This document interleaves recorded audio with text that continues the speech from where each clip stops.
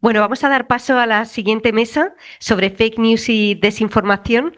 Por favor, María Solano, Santiago Calvo, Ángel Gómez de Ágreda y yo creo que ya. Por favor. Bueno, como sabéis, uno de los grandes retos que me pongo yo aquí, uno de los grandes retos que tiene hoy en día la inteligencia artificial generativa son no iba a decir, no solamente de la IA generativa en general, tras el impacto de Internet, pues obviamente derivado a que todo el mundo puede publicar, pues hemos tenido tenemos muchas fake news. En este caso del desarrollo de la inteligencia artificial generativa, pues tenemos una nueva herramienta capaz de pues, generar todo tipo de contenidos, generar no solamente textos, sino también vídeos a través de las deepfakes y simulaciones de voz, etcétera. El resumen es que tenemos ante nosotros, pues, también en el mundo de la comunicación, un impacto tremendo por estas cuestiones y lo que nos puede llevar es a una sociedad. No sé quién está haciendo el. Yo. Ah, pues puede llevar a una sociedad muy desinformada y acrecentar sin duda pues la desinformación. Para eso, pues sin duda también a nivel regulatorio, pues hemos tenido la Comisión Europea a través de la Regulación Europea en Inteligencia Artificial en algoritmos de riesgo medio, está poniendo obligaciones de transparencia, lo cual es algo pues fundamental. Es decir, podemos usar y debemos usar la inteligencia artificial generativa para generar noticias, ¿por qué no? Pero tenemos que poner que ha sido generada por si lo publicamos tal cual lo estamos generando, tanto eso como vídeos, como uso de voz, pues tenemos que anteponer pues alguna locución, un escrito que diga que ha sido generado de manera artificial. Esta serie de retos tan tremendos que tenemos en la actualidad, con esto pues hemos citado una serie de personas vinculadas a la cátedra para intentar resolverlas. A ver, que no me sé vuestros amplios currículum. Tenemos, es que a mí sabéis que no me gusta leer en las ponencias, pero tenemos con nosotros a María Solano. María, muchísimas gracias por venir. María es amiga Eso te iba a decir, mi currículum sí por eso, y compañera también de la Universidad de San Pablo, de mi facultad. Eh, a ver, bueno, no me has puesto. A ver, sí. A ver, es miembro del Gircino Media y del proyecto Algorlit. Es periodista en ejercicio, profesional en el debate, COPE y 13TV. Y sin duda, pues una gran profesional de la comunicación. Muchas gracias, María, por estar aquí. Gracias. A ver, siguiente. Ángel Gómez de Ágreda también es un gran amigo. Y te agradezco mucho, hoy en día pues está muy solicitado, bueno, es de ti sí que me sé más tu currículum, pero también pues si se me olvida algo también lo voy a leer. Eh, es doctor en ingeniería, tuve el honor de estar en el tribunal de su tesis, cum laude, obviamente, y autor, director general a ver, Europavia. Europavia Gulf. Actualmente está en Doha, pues abriendo esta empresa allí, llevando pues los negocios desde allí, lo cual es, como bien sabéis, pues es un reto increíble. Además es autor de varios libros tremendamente útiles en la actualidad y os recomiendo a todos que lo leáis. Uno de ellos es Mundo Orwell, es un referente también por estos libros que ha escrito. Y hace nada ha publicado la segunda parte de este mundo Orwell, que es un mundo falaz, lo cual sin duda pues también luego nos contará un poco y recomiendo muchísimo. Además, bueno, tiene otras publicaciones, él es coronel del Ejército del Aire, paracaidista, lo cual me sorprende muchísimo también cada vez que me lo cuenta y sin duda también un referente en la industria militar. Además ha escrito otro libro muy recomendable también sobre el uso de la inteligencia artificial en defensa. También luego nos contará el título específicamente. Así que muchas gracias. Sabemos que tienes una agenda también muy ocupada. Muchas gracias por estar aquí. Y luego también un gran amigo también desde hace ya bastante de Deloitte, Santiago Calvo, es, a ver, manager en Deloitte en la línea de ciberseguridad, especializado en gobierno y control y gestión de riesgos de la inteligencia artificial. Es ingeniero de telecomunicaciones por la Universidad de Zaragoza y cuenta con un máster oficial en implementación de marcos de gobierno de IA y cumplimiento regulatorio. A ver. Ha desarrollado gran parte de su trayectoria profesional en el sector financiero, liderando proyectos de control y gestión de riesgos asociados a sistemas de IA y datos en distintas entidades. Muchas gracias por venir también. Bueno, tenemos ante nosotros pues como os decía, pues el reto de intentar lidiar con esta herramienta que sin duda pues está cambiando la manera de comunicar.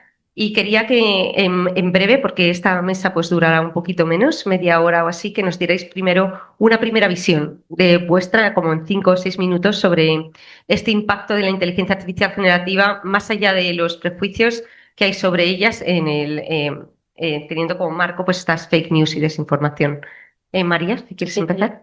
Muy bien, pues bueno, muchísimas gracias a todos los que estáis presentes y a toda la gente que nos sigue online y por supuesto a toda la gente que seguro va a ver el impacto de estas jornadas más adelante porque se publicarán.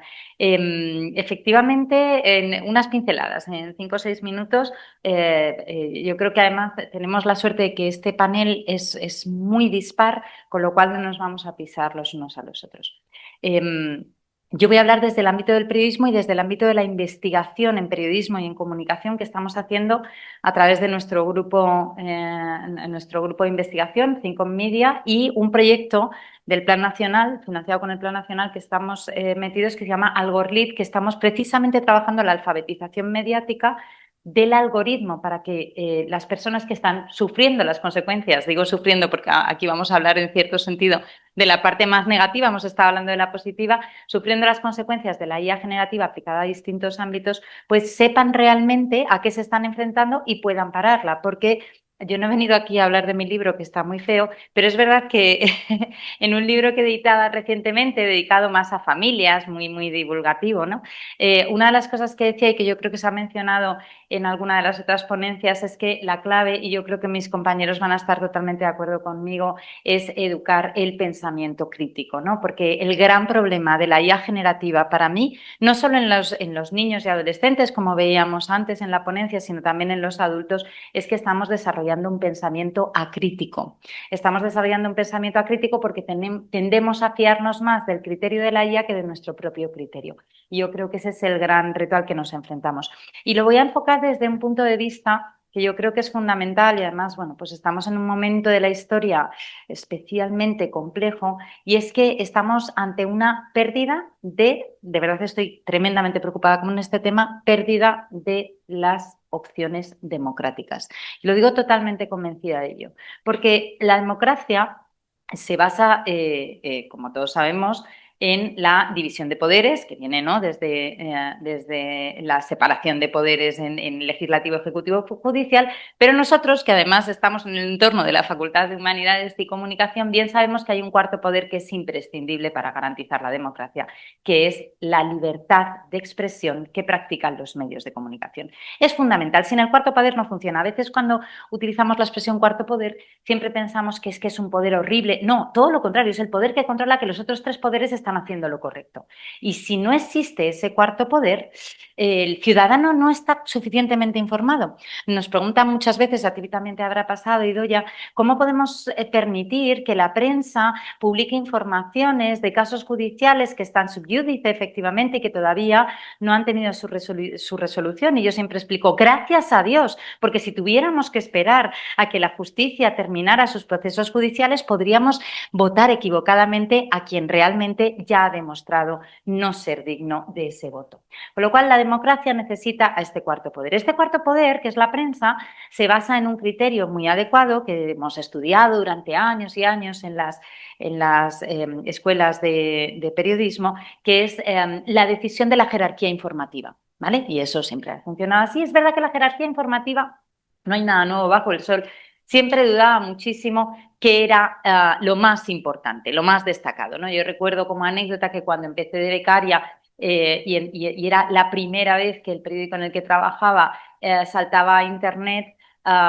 Y lo hacíamos todo con código HTML a mano, no os digo más, no voy a entrar en detalles de cómo ha cambiado el mundo, tú eso ya ni lo conociste, eres demasiado joven para eso. Recuerdo que uno de los encargos que se me hizo, con gran honor por mi parte, fue elaborar el horóscopo.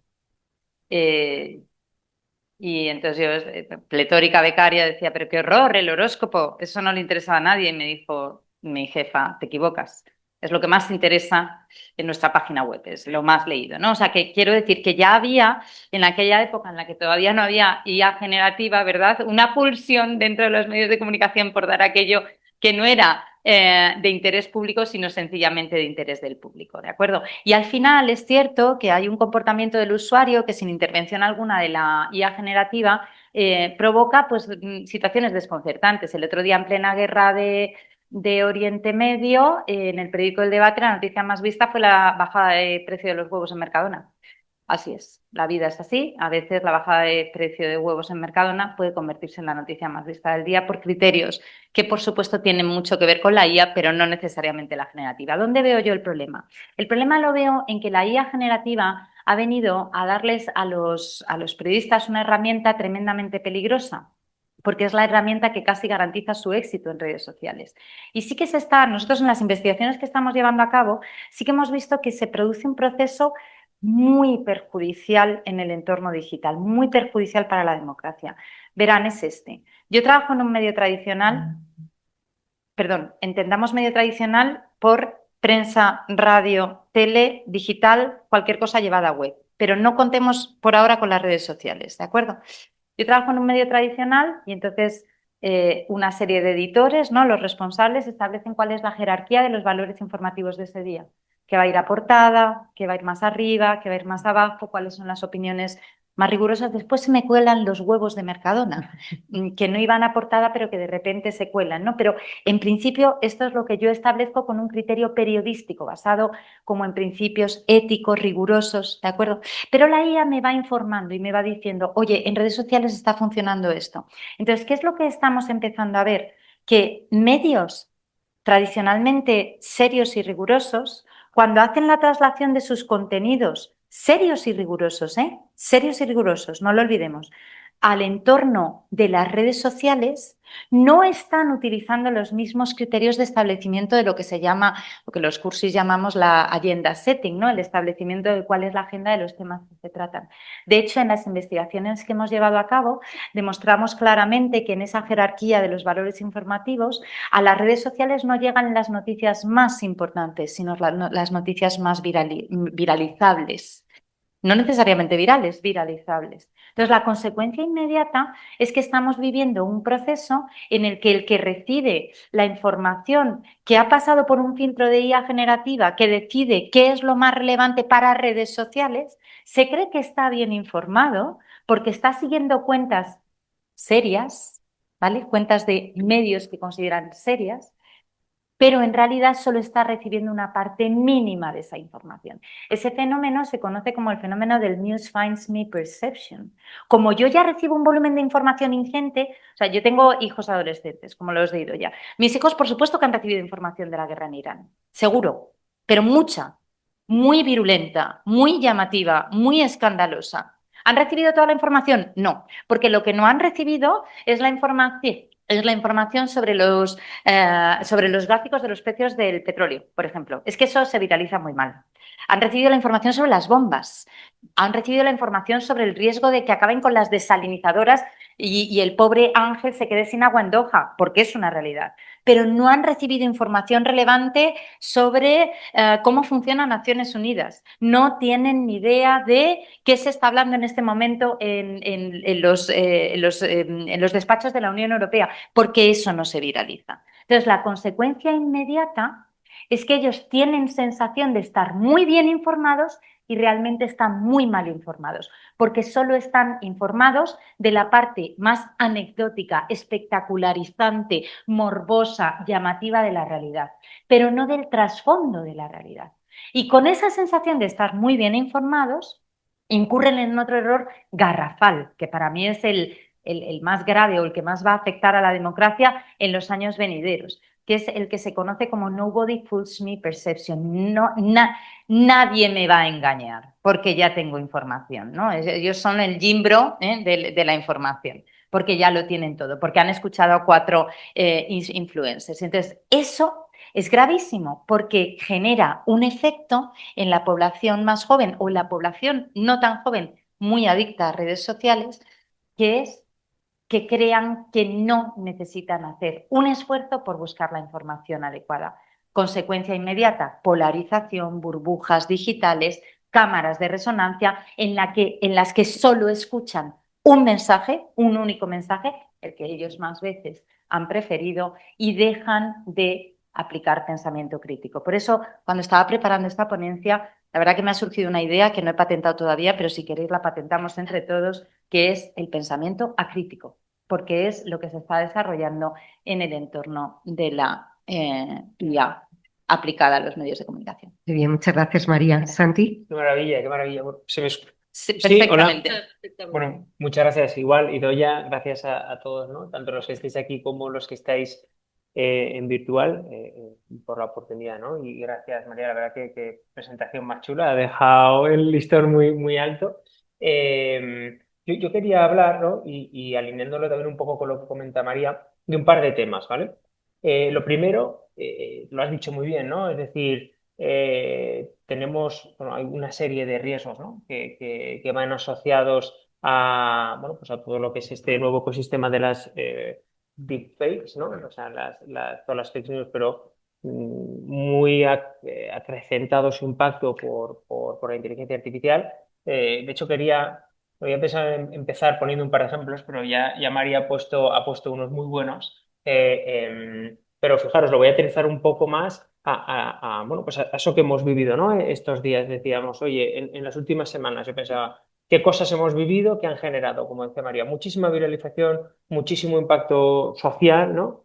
Bueno, pues me encontraba, ¿no? Reflexionando con dos o tres súper claros. Desde luego, todos los temas de la guerra de Irán, clarísimo. O sea, cómo se han, ¿no? viralizado imágenes que además uno de estos riesgos nos lo irá asociando con riesgos y con medidas cómo gestionarlos, pero no es cuando se mezclan imágenes reales con imágenes sintéticas. Entonces empiezas, ¿no? a desconfiar, ¿no? Y decir, oye, el Burj Khalifa, ¿no? Incendiado, en llamas, se mezclaron imágenes que fueron pasadas reales con imágenes actuales. Entonces te llega la noticia, luego te llega la contranoticia o la argumentación de que es, y ya dices, ya no sé en qué creer. Nos pasó también con el accidente, desgraciado accidente de Adamuz, ¿no? Que al minuto uno ya teníamos. Además, viral y además con virulencia, valga el juego semántico, ¿no? Es decir, se genera también, pues eso, una serie, un ecosistema de desinformación. En este caso, además, se quiere utilizar con un mensaje político, se quiere utilizar, ¿no? Para decir, pues en este caso, pues oye, que las vías pues, no estaban en un estado correcto, se viralizan un montón de imágenes que aparentemente pues, son reales. Entonces, se empieza a crear una narrativa que conlleva unos riesgos, ¿no? Y a mí me gusta un término, ¿no?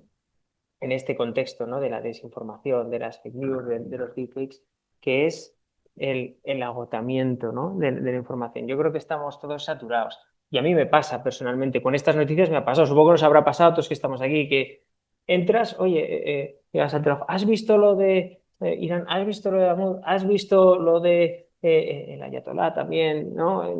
Ya no sé ni qué he visto y ya no me creo nada. Es que ya no lo sé. Entonces ya no quiero ni entrar en Twitter a informarme porque es que y te quedas, ¿no? Entonces yo creo que se produce, uno de esos riesgos es este, ¿no? Es el agotamiento, ¿no? La fatiga, ¿no? que tenemos socialmente de la información y, y viene producida al final bueno, pues por este ecosistema de la desinformación que se está generando, ¿no? Y quería destacar también un par de puntos relevantes, ¿no? Y también lo ha dicho María, que esto se produce, es evidente, ¿no? Pero lo quiero vincular con un poco con la forma en la que podemos gestionarlo. Se produce porque hay una democratización de la inteligencia artificial brutal. Antes que comentábamos, ¿no? La diferencia entre fake news y deepfake, ¿no? Que es un poco también el titular de esta ponencia. Antes, generar una fake news era costoso, te costaba tiempo, te costaba recursos. Muchas veces, bueno, pues se podía identificar claramente que, bueno, ahora ya no. Ahora, en cuestión de segundos, llega a todo el mundo una imagen, un vídeo sintético, ¿no? Una voz que es totalmente, bueno, que es muy difícil de identificar que es falsa, ¿no? Y esto, y ahora sí lo vinculo, pues conlleva una serie de riesgos que me gustaría destacar, ¿no? Pues oye, ya los hemos ido mencionando. A nivel social, pues, uno, el tema de la imposibilidad o la dificultad de verificar que la información es cierta, que lo vincularé luego con un tema que hemos estado hablando antes con Miguel Ángel, ¿no? A través de una iniciativa de la cátedra de la plataforma Origin Values que luego os cuento cómo creemos que podemos tratar de ayudar en este punto, ¿no?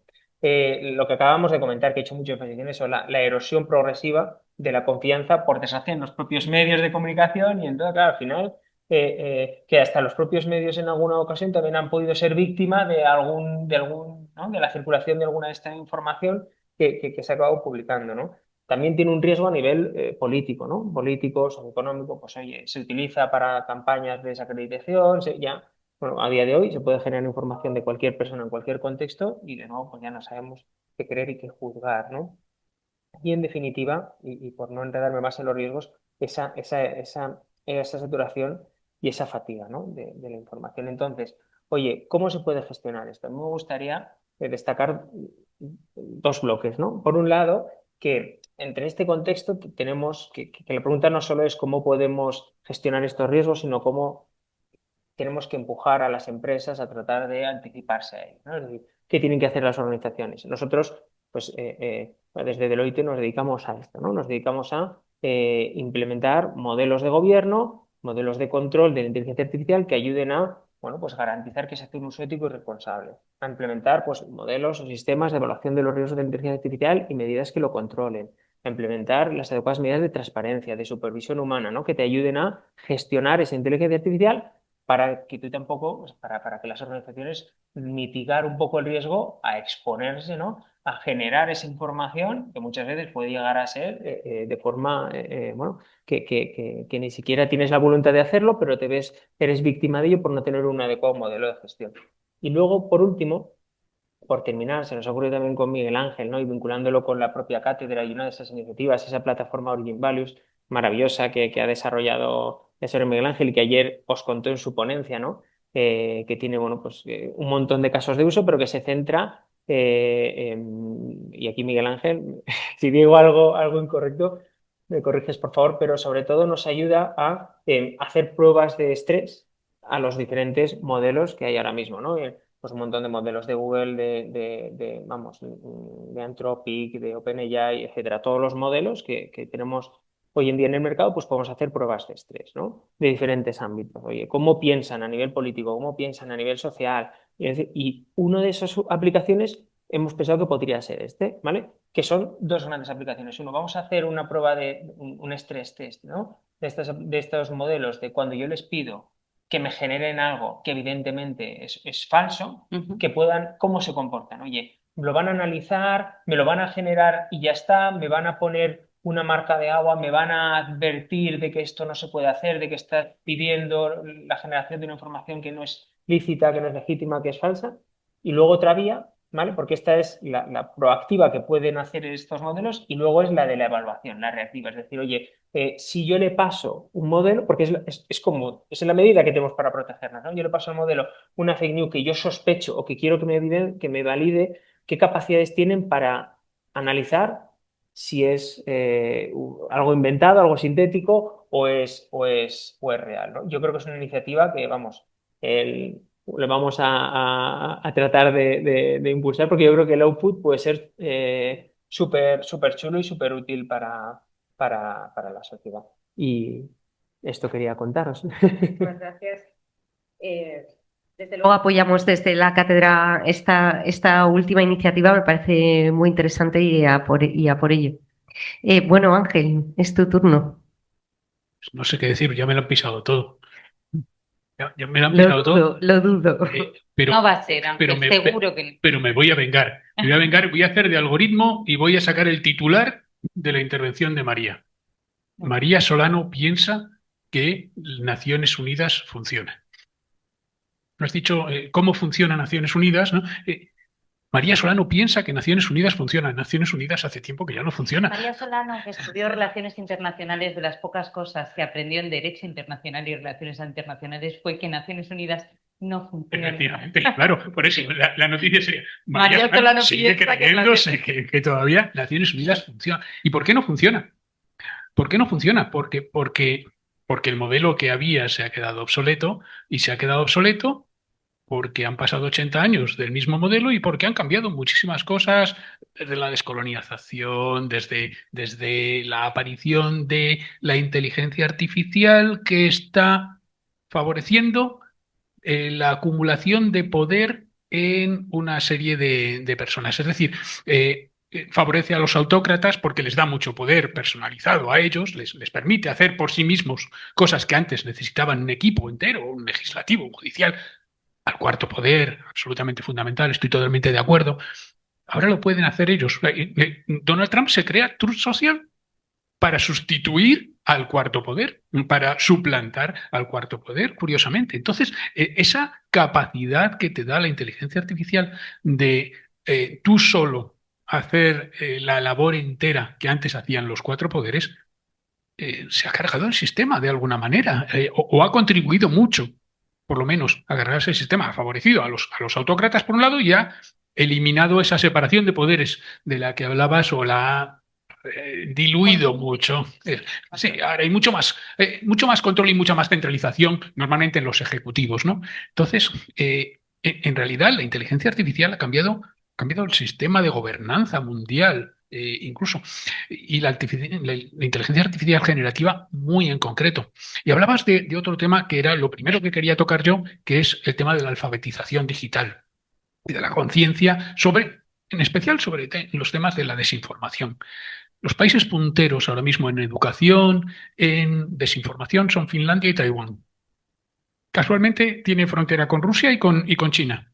Y les afecta muy directamente. Y los demás estamos, perdón, a por uvas, pensando que como estamos lejos, pues no nos llega, como si no nos fueran a llegar los ciberataques al mismo tiempo que le llegan a Finlandia o a Estonia o a Taiwán desde China, o desde Rusia, da lo mismo, y no nos fuera a llegar la desinformación. Nos llega exactamente igual. Y lo estamos viendo. Hemos visto la cantidad de sabotajes que nos han llegado desde que empezó la guerra de Ucrania, por ejemplo, incluso estando bastante lejos de aquel escenario. Luego, la educación, o sea, todo el sistema educativo, la familia y, evidentemente, el cuarto poder, la prensa, son absolutamente fundamentales para generar ese espíritu crítico en la población. Espíritu crítico que no queremos tener, al que hemos renunciado. Claro, el problema no es... Bueno, el problema es que seguimos llamando redes sociales a lo que eran redes sociales hace 10 años. No se parecen en nada. Vamos, es como si llamáramos a los foros aquellos, tú eras muy joven, como dice ella, a los foros aquellos que había en los años 90, en los que te metías y pues simulabas ser cualquiera, ¿no? Lo siguiéramos llamando redes sociales o pensáramos que es lo mismo. No, no, ahora mismo las redes sociales tienen su política, tienen sus objetivos. De hecho, en Occidente en general polarizan y en China hacen converger hacia el pensamiento único, hacia el pensamiento del Partido Comunista con características chinas y bajo el liderazgo de Xi Jinping. Vamos, y tan mala es una cosa como la otra, porque te están llevando al terreno que les interesa. Y luego discrepo a una enmienda a la totalidad con respecto al título de la mesa. No, no estamos en el momento de la posverdad. Eso se pasó ya. De hecho, lo que dicen ahora mismo es que el primer mandato de Donald Trump se corresponde con la posverdad, el segundo se corresponde con la posrealidad. ¿Cuál es la diferencia? La diferencia es que en la posverdad tú coges la realidad, le añades una serie de mentiras, la distorsionas y haces que parezca otra cosa. En la posrealidad tú prescindes absolutamente de la realidad y la construyes desde cero. ¿Por qué? Que no nos interesa vivir en un mundo que es así de complicado, así de complejo. Es mucho más fácil prescindir de todas las complicaciones del mundo, hacer un guión de cómo es nuestro mundo ideal, nuestro mundo de fantasía, y dejarnos llevar por ese guión, que además es coherente dentro del mismo guión, con lo cual es muy fácil de ver. Luego, cuando se encienden las luces del cine, pues nos damos cuenta de que no tiene nada que ver con la realidad. Entonces volvemos a apagar las luces y seguimos metidos en el guión de la película, porque es mucho más cómodo vivir ahí. Y luego, bueno, ya puestos, pues ya habéis mencionado los dos la guerra de Irán, que me lo había reservado yo para mí, bueno, La hemos pues mencionado poco, Ángel, pero la hemos dejado. me la habéis dejado votando. Bueno, ¿cómo se está utilizando la inteligencia artificial generativa en la guerra? Bueno, y para los juristas, hay un caso de ius ad bellum y un caso de ius in bello, por ejemplo, ¿no? O sea, hay un caso de utilización de la inteligencia artificial dentro de la guerra para ganar la guerra. Y hay un caso para generar la guerra. Es decir, las guerras, como actos políticos que son, necesitan pues, la creación de una opinión pública primero, la creación de un relato, demonizar al enemigo, deshumanizarlo, por ejemplo. Y eso lo está haciendo ahora mismo, se está haciendo mucho a través de inteligencia artificial. ¿Por qué estamos teniendo tantos conflictos? ¿Por qué van tan deprisa? ¿Por qué escalan tan rápido? Precisamente porque el ciclo de toma de decisión se está basando muchísimo en inteligencia artificial. Ahora mismo, la función de inteligencia que se está llevando a cabo con inteligencia artificial en las guerras actuales requeriría varios millones de analistas para hacerla en ese tiempo. Y la está haciendo de forma prácticamente autónoma una inteligencia artificial.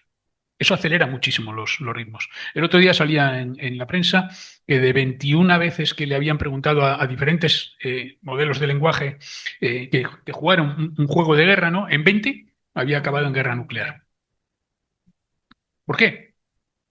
Pues porque la inteligencia artificial emula el conocimiento, no conoce, no sabe lo que hay. Y hablaba antes con Miguel Ángel, precisamente estábamos diciendo la diferencia que hay entre que haya un robot que lleve los sensores con él y que vaya experimentando el mundo a que tengas que darle tú los inputs. Cuando vaya él experimentando, esto va a ir muchísimo más deprisa.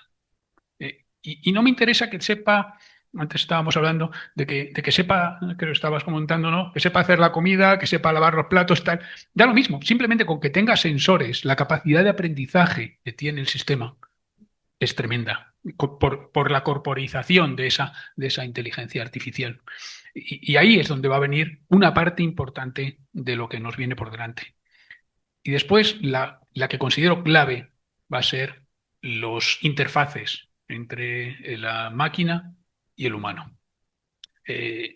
Porque cuanto más transparentes sean, más fácil se va a interiorizar, más difícil va a ser distinguir la realidad de la realidad sintética y por lo tanto más vamos a aceptar críticamente, como decías, está ya patentado, está en mi libro. El próximo libro. Más fácil vamos a aceptar críticamente lo que estamos viendo, porque no vamos a compararlo siquiera con el mundo de fuera.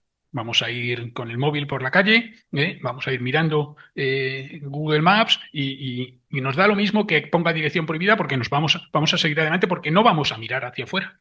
Por cierto, ¿cuál es la diferencia entre lo que había y lo que hay?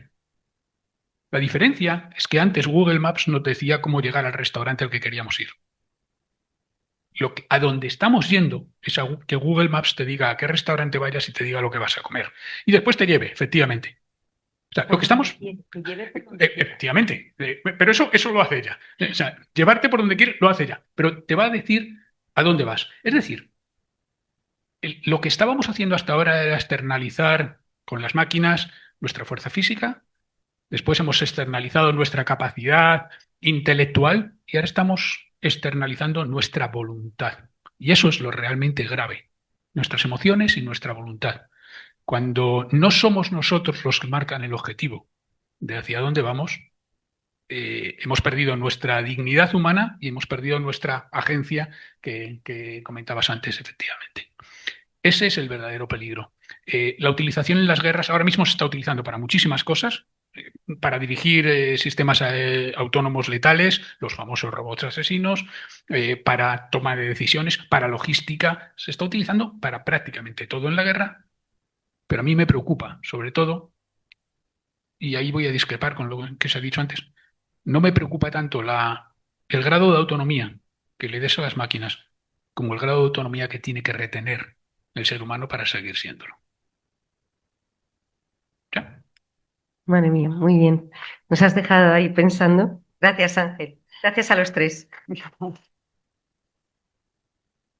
Bueno, antes de que te vayas, Ángel, de que cerrar esta mesa porque no da tiempo mucho más según la hora, si quería que cada uno de vosotros diera como un minuto de cuáles pensáis que es no la solución, pero cuál es el camino que deberíamos seguir para intentar resolver, más allá de la regulación que hay al respecto de obligaciones de transparencia, que es que cada uno de vosotros me dieran un minuto, pues ese camino a seguir. Y a ti, Ángel, específicamente, si nos podías contar en un minuto, pues una resumen general sobre un mundo falaz.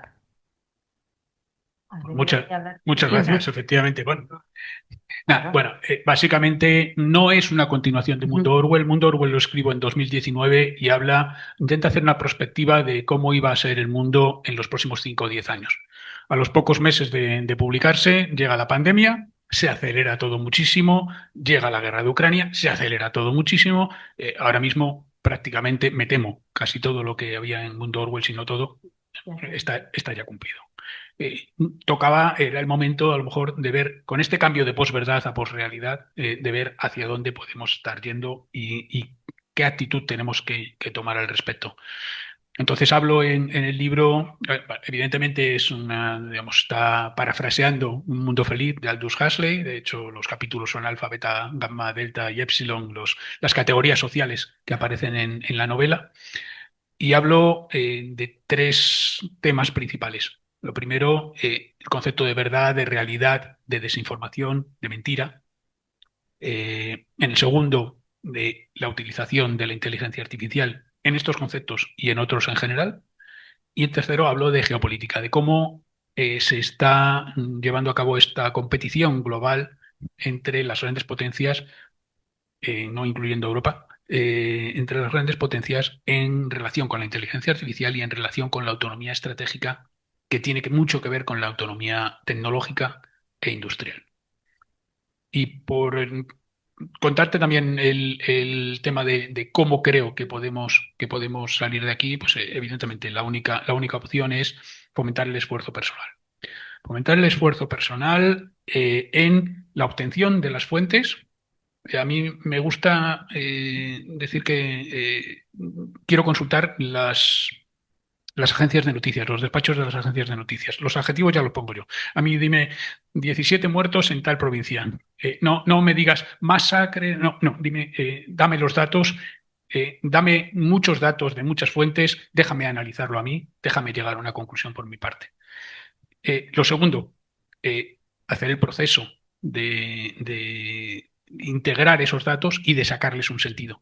Y lo tercero, fundamental, el sentido común implica comunidad, es decir, crear una sociedad civil en la que entre nosotros, no con una máquina, sino entre nosotros, generemos ese consenso, ese sentido común dentro de las conclusiones a las que hemos llegado. Para eso no podemos ni fiarnos de estados ni de empresas. Es la sociedad civil, es Odisea, al fin, la que tiene que guiar el esfuerzo de los ciudadanos individuales y de los grupos de ciudadanos para conseguir su libertad y su seguridad.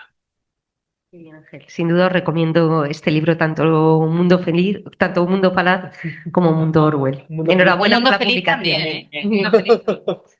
Yo creo que el último capítulo se llama Un mundo feliz. Entonces, posiblemente, sí. Claro. Qué bien. Enhorabuena.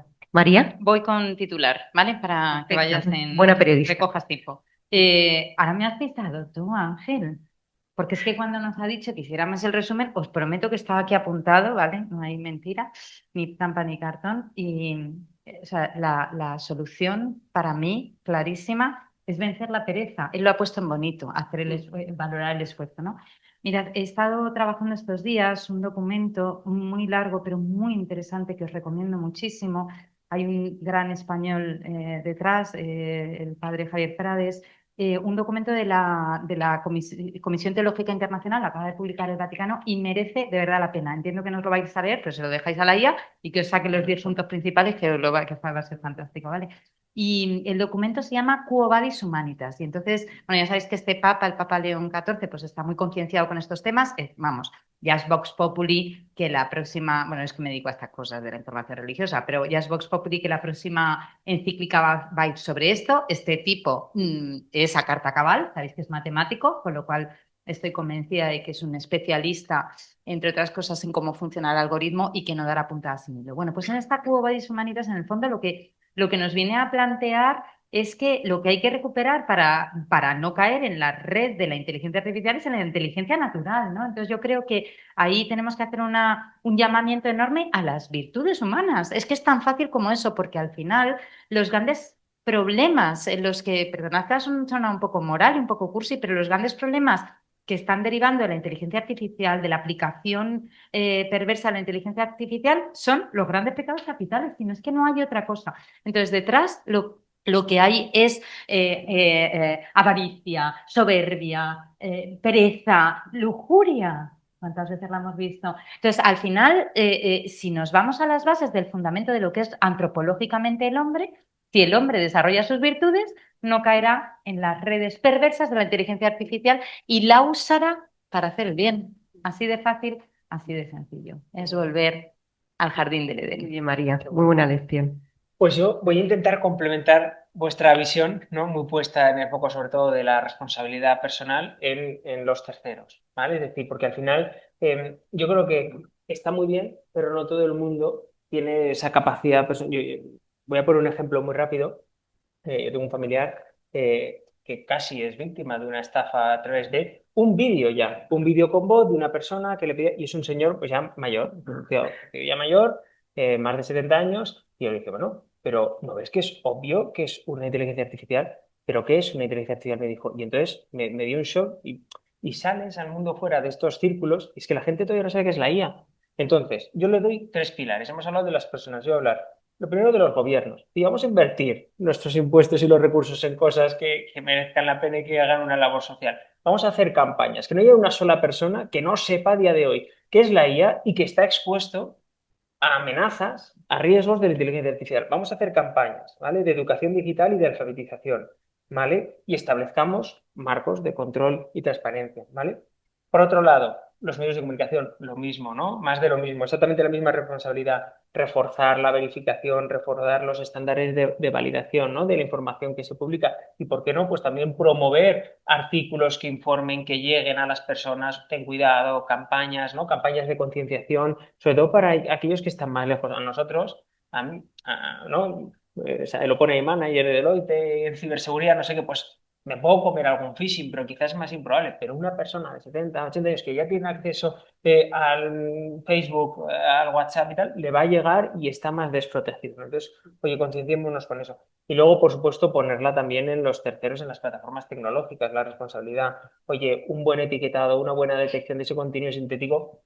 En los ejemplos que ponía, he querido resumir y no he pasado por ello, pero había información que tenía su marca de agua, que es relativamente fácil a día de hoy quitarla. Pues vamos a generar que se esfuercen, de alguna manera no tengo solución, en generar esas marcas, ese contenido, ese etiquetado, que no sea fácil de eliminar, ¿no? Y sobre todo transparencia, transparencia en lo que publica, transparencia en los algoritmos.